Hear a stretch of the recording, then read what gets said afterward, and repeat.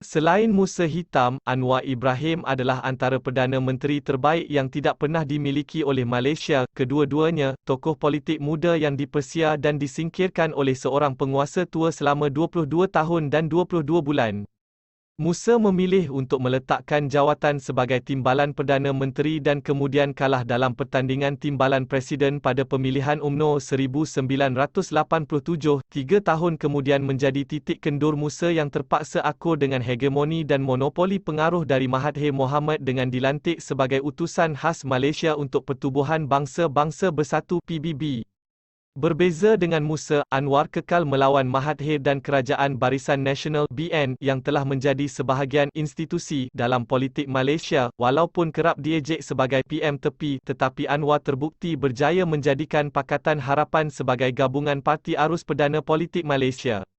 Anwar yang tidak pernah dikalahkan sebaliknya dipecat daripada UMNO kemudian menjadi pemimpin paling berjaya menyaingi populariti UMNO dan BN. Satu masa dahulu karismatik Anwar memuncak dalam UMNO pada tahun 1993 dengan 95% sokongan sehingga berjaya menumbangkan veteran UMNO, Ghaffar Baba yang lama berkhidmat sejak zaman Tunku Abdul Rahman, yang dimalukan dengan 7 pencalon sahaja bagi mempertahankan jawatan Timbalan Presiden berbanding Anwar yang menerima sebanyak 137 daripada 145 pencalonan.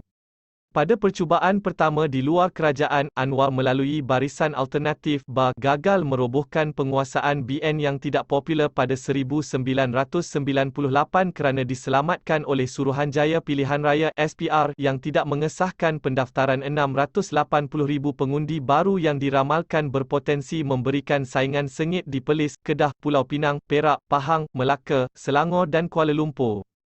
SPR pada masa itu hanya mengesahkan senarai 551,898 pengundi baru yang mewakili 6.12% pemilih. Walaupun gagal disebabkan kebijakan Mahathir membubarkan parlimen lebih awal, Anwar telah berjaya merobohkan mitos BN sebagai satu-satunya kerajaan yang mampu memerintah sejak merdeka.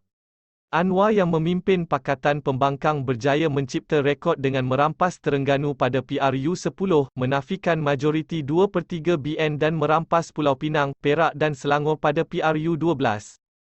Kemudian pada PRU13, BN kehilangan undi popular dengan hanya menerima 47.4%, iaitu situasi terburuk selepas PRU 1969. Pertambahan pengundi baru sebanyak 2.3 juta iaitu penambahan 21.5%. Peratusan keluar mengundi tertinggi sebanyak 84.5%. Kemampuan gabungan Parti Pembangkang menandingi kesemua 222 kerusi Dewan Rakyat dan 505 kerusi Dewan Undangan Negeri.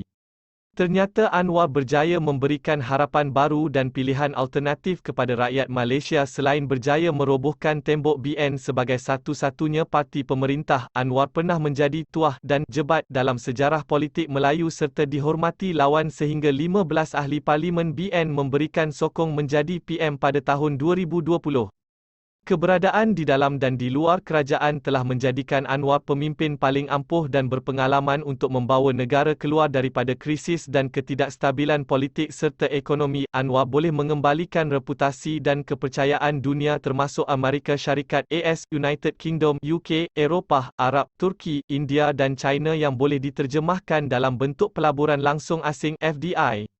Anwar tidak rugi apa-apa jika percubaan terakhirnya gagal sekali lagi, tetapi rakyat Malaysia akan kerugian satu bakat besar dan seseorang yang bercita-cita tinggi dalam kerjaya politiknya dengan merit dan prestasi yang cukup baik. Sejarah juga telah membuktikan, sebaliknya, PM kebetulan, seperti Hussein On berikutan kematian Razak Hussein dan Abdullah Badawi berikut pemecatan Anwar menjadi antara PM dengan prestasi terburuk dalam sejarah.